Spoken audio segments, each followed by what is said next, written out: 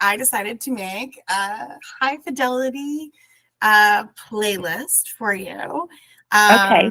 as the music like experience of our you know of how we've grown to be friends for this long. And there's 8 rules to a perfect playlist. I don't know if you know this, but if you read or No. not about it, but the rules are, and so everyone knows, it has to have a theme. It has to be entertaining. The message behind it doesn't always have to be obvious. It can, you cannot double up on a song unless that's the theme. Like you can do all Prince or, Okay. Fish, we Yeah. could do one day.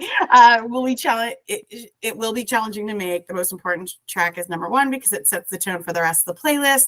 And there needs to be an element of surprise, and the closing song should be tough because you want to finish on a high note. Okay.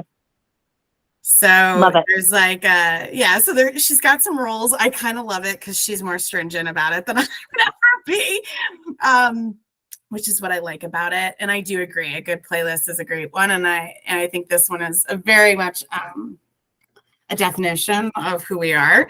I'm pulling it up as we have this I conversation. just got it.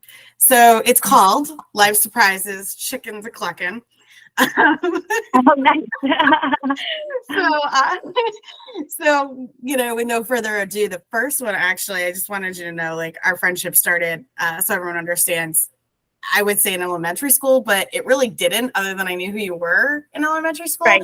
And that is why the first song is Good Vibrations by Marky Mark and the Funky Bunch. I love it. I feel like the first time I remember you is dancing with my boyfriend, you dancing with your boyfriend at high school dances, regional dances at the high school, because we both went to really small elementary schools, and the regional dances were the only time you got to see people other than like the 30 kids, or for you, much less, right, in your class.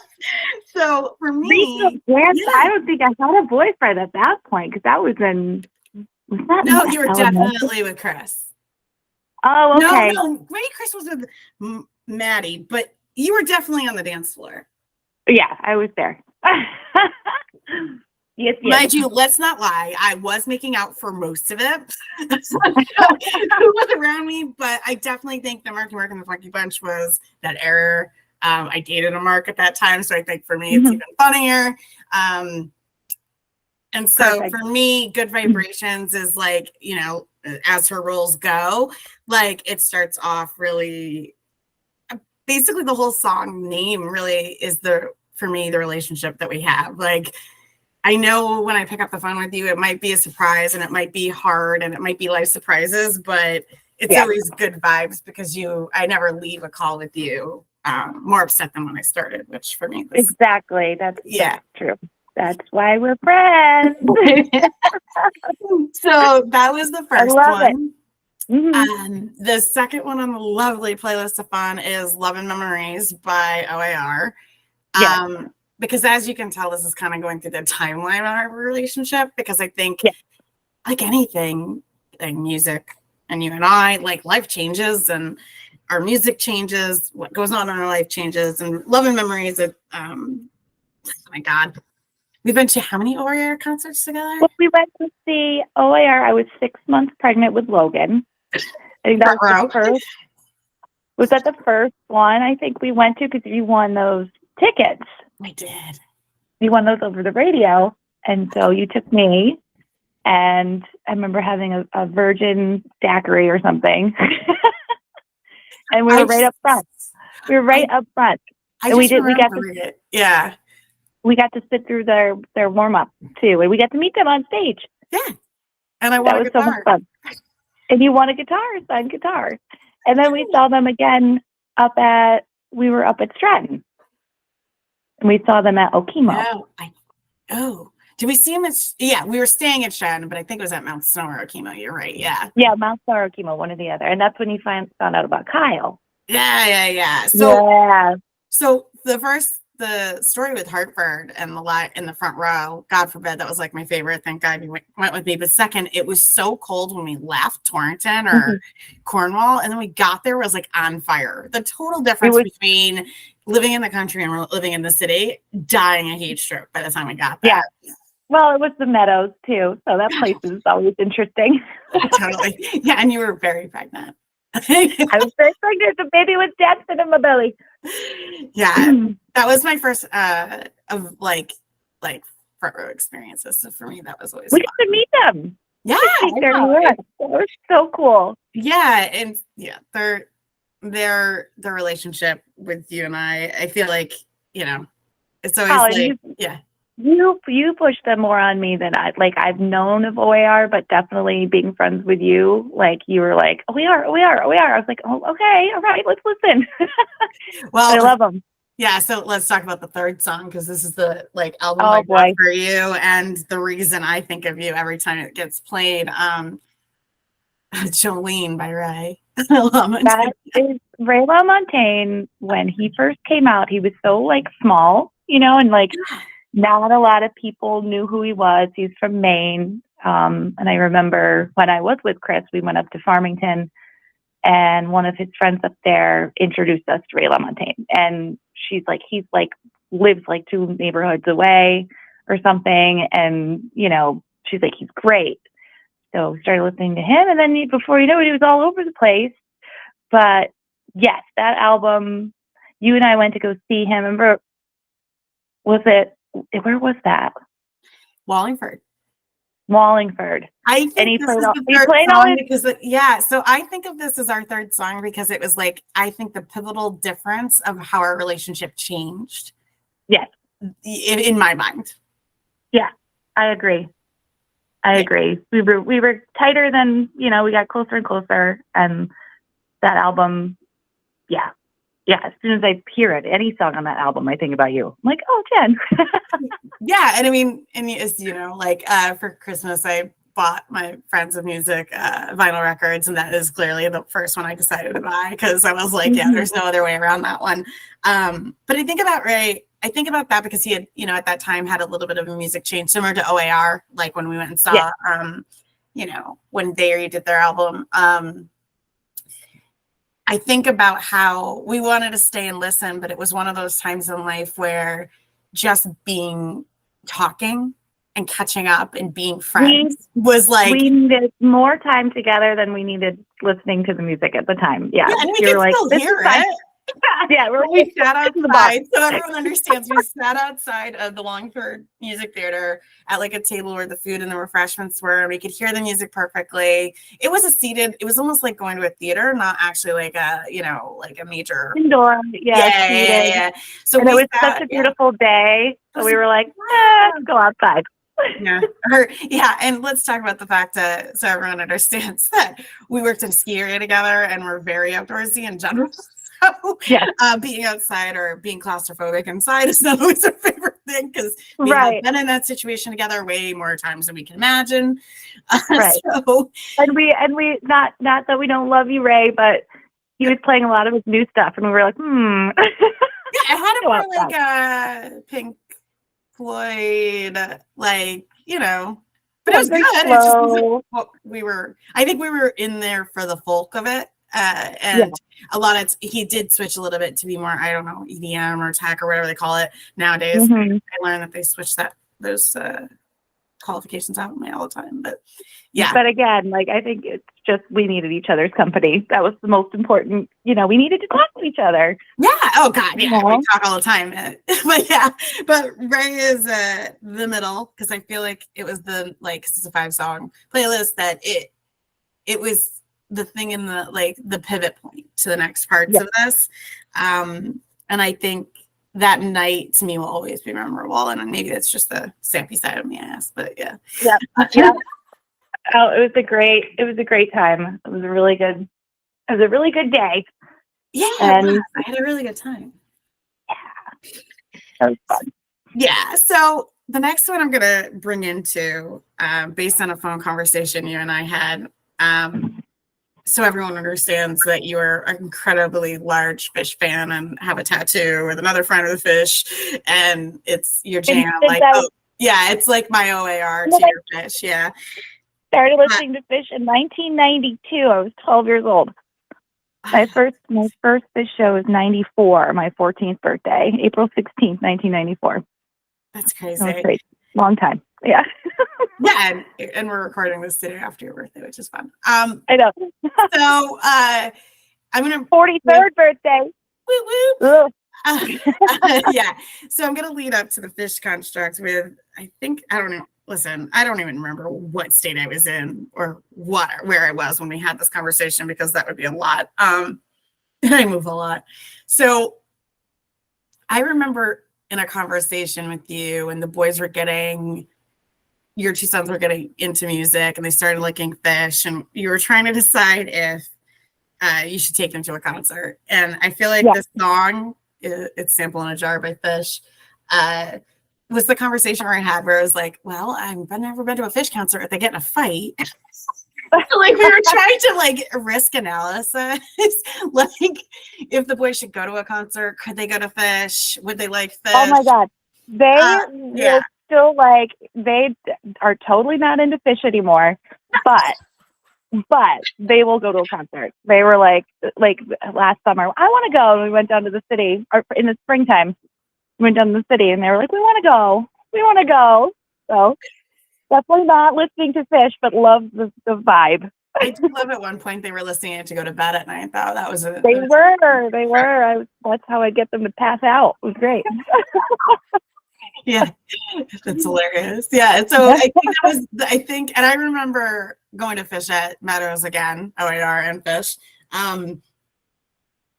Yeah, and just being on the grass and we were sitting on the lawn. We met up with the two Johns, and then I remember going. What did not go as smoothly as the pregnancy one, but yeah. So I went up to the bathroom, and because we were on the lawn, I couldn't find you to save my life. I was lost. I was like, "Where'd she go?" And then I didn't remember where you parked your Jeep. I was like, "Oh no!" But then we found each other. It's one of those things. Yeah. We're never good about it. Yeah. So, but yeah, I think of Fish, and then I think of like. I want to say Fish was after Ray, but my timelines are incredibly off. It was. Okay. Yeah, it was. Yep. But I mean, in my mind, as the playlist goes, Fish was the next in the relationship because then it was like bringing the boys into music. Yes. Yeah. And definitely. like what they would listen to and like how we discussed, like with your, how are you going to introduce music to the kids? What concerts would be, like we just talked about it in like an honest way because I went to concerts when I was like, I went to Woodstock 94 when I was 14. Yeah. So like, I can't I'm not really I don't think the best person to give an unbiased construct about if kids should go to concerts or not, but I do think there are easier ones to make that justification for. Yeah. Yes. Yeah. No, absolutely. That was, that's a huge part of my life. So to involve them in it is a huge deal to me. But as they get older, we've had this conversation. They're going to change. They're like, ew, mommy's music. Ugh. They call it hippie music now.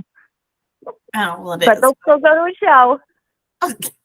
Because it's entertainment. It's like live. It's like reality TV. Like, I don't understand why people don't want to go to concerts, but everyone watches reality television.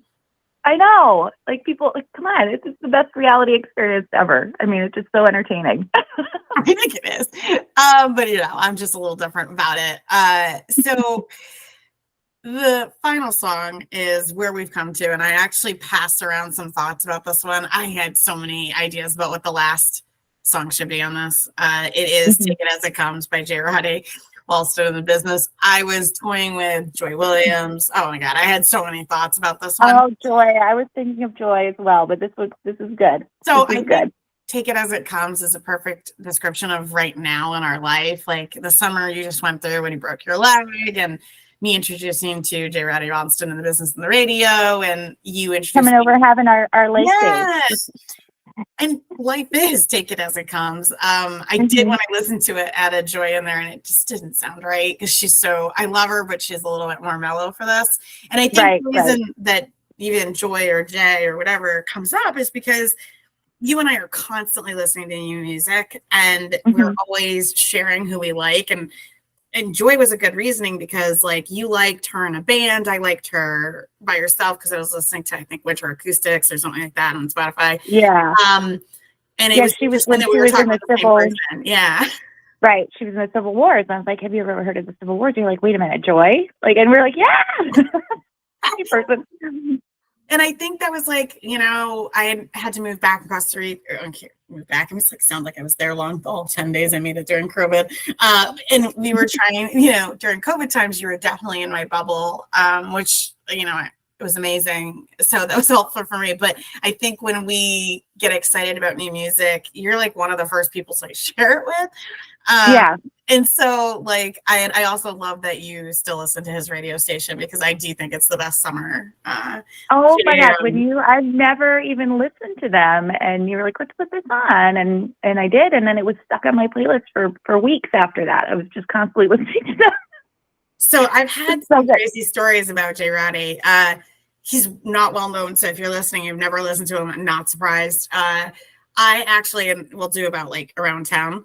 I was in Kent when, with my brothers during a holiday thing, and we were drinking at Kingsley's, and the Saturday Night Live, one of the producers, directors, I don't know who he was drinking at the bar with some, kids I went to, elementary school with, which when you live out of 1,500 kids when you grew up, it's not that hard to run into them at the holidays. And then and he, and because small town, they're like, what do you want to play? And literally him and I said the same, J. Roddy and Wilson, and he had just met them. They had just played or something. Yeah. And so that was the first time that everybody in the place was like, when you and I talk about music and no one wants to listen. It's like when people talk about their dog too long, I don't care about that stuff, but where I'm going, everyone else at the bar was like, oh my God, these two are nerdy. Cause him and I were nerding out. Yeah, nerding out about it. But he reminds me of the summer, because my first experience of him was in Cincinnati with Stephanie. He was playing at Bunbury, and he played there quite frequently. And it was, Audrey, it's one of those great pavilions. It's just stone pavilion, an old school amphitheater. Nice. Like a Rome amphitheater. And they played down on the river edge, and you sit above them like an amphitheater, and you're on a river. Oh, that's beautiful. Yeah. And so and he's just, it's do do do do do, it's just the beat. It's the happy beat. So that's the other one on J. Roddy. But I have been I will pick a restaurant, and I've picked a couple places I've lived. I've lived in Denver, Chicago. I remember being in Chicago and picking a bar that I used to go to all the time, because every afternoon the bartender who came in played J. Roddy Walston on the business radio. Yeah. And I would just sit there and do work, to change up my environment. And I fell in love with it just because people get it's just mellow. Even though if you listen to some of his songs, he talks about poking you with a needle and other things that it's like Hoser. If you're really listening to the words, he might scare you off. But yeah. Well, I think Take It As It Comes is kind of a theme song for us in life, period, because of so much that we've been through together, even over just recently, the last few years. It's been tricky and tough. But it is like we talk about all the time, you have to take things one day at a time, and you can't go any further than that in most situations, because you just never know what's going to happen between, you would move to Costa Rica and you were only there for 10 days, but you're planning there to be there for months, and you had to move back because of COVID. And me, you would mention, breaking my ankle, and then with my dad being sick, and I think of Ray, and then I also think of your dad too. That's why I also think it's three. Sure. Yeah. No, he recently passed away. So, and Jen was a super supporter. Who's there for me every day. Your dad is just your dad. I also worked with your dad for 10 years. Yes. And we're also they had a relationship. Yes. Yeah. We speak the same language. The two stubborn Polish people. Always, yeah, But he's good. He's always good peeps. And we're always talking about him too. But it's why it's called Chickens a Clucking, because her father would literally be like, "You're clucking on the phone." It was just a very swamp Yankee New England thing to say. Hens a clucking is just a terminology for females rumoring or talking about town stuff. Too many hens in the hen house, he'd say. Yeah. Or because you're just gossiping. Well, no, we're working through life. Never. You need someone else to help. sometimes you're like, did that really happen? Yeah. But yeah. I did. Well, he adored you, so you know that. Yeah. But he, so I put the picture of you and me and Meg at Killington because I think some of our favorite times were very less planned. Yes. And right when just take it as it comes. Like, we'll just figure it out in the moment. And I think when you're younger, that seems so corny to say, but it actually is the best philosophy, I find. It is. So those moments, and I was like, oh my God. And we should talk about the picture on our public playlist. We actually ran into our friend Meg at a bar at a ski area, listening to my friend from high school sing on the stage. Yeah. And remember, we were sitting there, we're like, that woman looks just like Meg. We're like, is that her doppelganger? I like the fact our life is little serendipity or weird like that. We're like, Meg? She's like, Audrey? Yes. Which should be surprising because it was a ski area, but it still is always surprising when you run into someone in a different another state. One that we met because of Mohawk, so that's another. And I've spent hours talking to her in the woods at the top of Mohawk on hikes when we used to get done with work. Yeah, absolutely is. Yeah, it's like you just gotta go with it. But on another note, I have a bonus because you and I talk about lots of things, and it's not technically music, but it's definitely something that you and I talk about, and I appreciate that you introduced me to it. The bonus on here is that you and I think our friendship really solidified when you taught me about the moth. Mm-hmm. Yes. And like I tell people all the time about that, and the fact you encouraged me to write a story, which I really am trying to do. I just have not figured out which one I would even come close to pitching quickly, because pitching yourself is hard. But sure. Yeah, I think like when we talk about being balanced or trying to get to self-care, it's always music or listening to other people's stories because it makes us feel closer to human, and not so insane in the moments we're in. Well, with the moth especially, you hear so many stories that are just, they could either be happy or sad or so emotional, and it's nice to feel those feelings through those people's stories. It like gives me goosebumps just thinking about how, everybody's life is just so different and how many things people have gone through. And that's relatable. And that's, I think, what's huge with us is anything that's relatable is really important, and I think that's why we are still so close is because we are relatable. We can talk about things and everything and not judge you like each other. And, I don't know. So I put 5 together. Would you switch one out? Would I switch one out?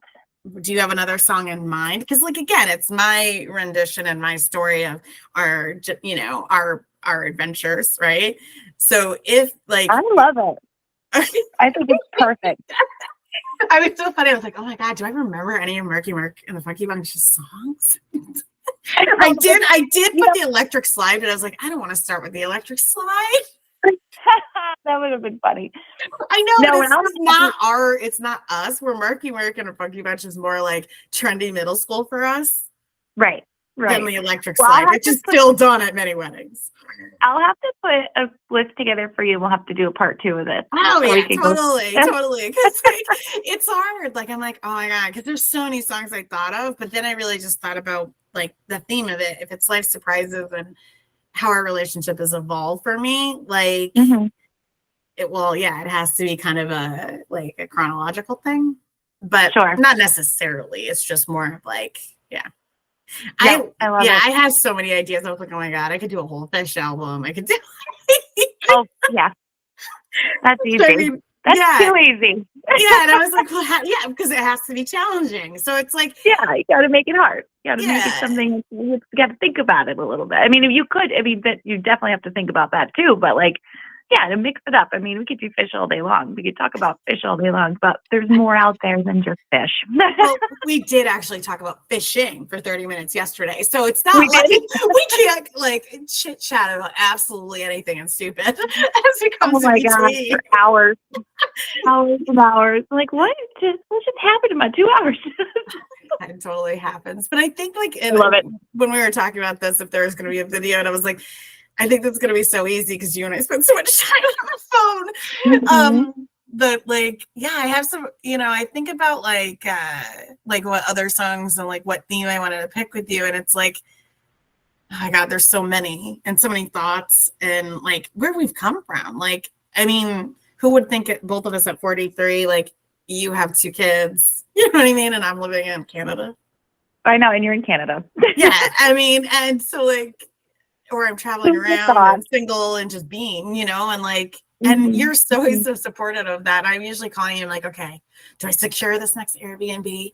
What do you think? And that's pivotal for me because like sometimes you just need someone to push you over the line. And as I said to you, or like as I sent the Instagram feed to you the other day, like, yeah, female friends, I don't think boys always get or understand the intensity of female friends. And your father's a perfect example. Chickens a clucking or hens a clucking away. Yeah. We're not clucking away. We're just being friends. And we're being friends. We're supporting each other. And this is what it is. I mean, I don't know a lot of guys that have these conversations, that can talk to each other on the phone for hours. I have a lot of relationships with women that I can't talk on the phone for hours. It's usually, some of them are very brief, very just like, hey, just checking in, So I think for us, like, that's why our relationship's so much different. And it does have a lot to do with music and just everything. And I think it's beautiful,